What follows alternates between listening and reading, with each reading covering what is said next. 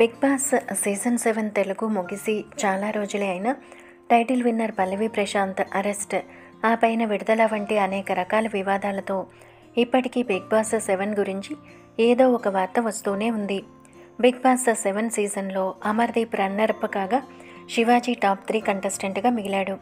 తాజాగా ఒక ఇంటర్వ్యూలో పాల్గొన్న శివాజీ అమర్దీప్ గురించి సంచలన వ్యాఖ్యలు చేశాడు.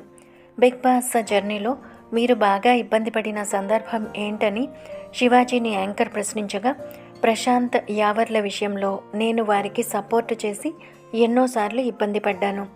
బిగ్ బాస్ హౌస్ని సరిగ్గా హ్యాండిల్ చేయలేకపోయాడంటూ ప్రశాంత్ కెప్టెన్ బ్యాడ్జిని బిగ్ బాస్ వెనక్కి తీసేసుకున్నాడు. ఇక 3 వారాల పాటు హౌస్లో ప్రశాంత్ని మానసికంగా కొందరు హింసించారు.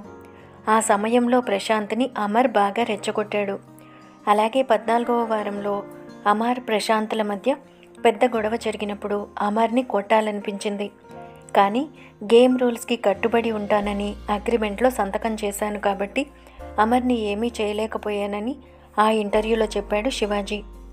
అయితే ఆ ఇంటర్వ్యూని చూసిన వారంతా హౌస్లో ఉన్నప్పుడు ఇలాంటి మాటలే మాట్లాడి బయట జనాన్ని రెచ్చగొట్టి అమర్దీప్ మీద దాడికి కారణమయ్యావు.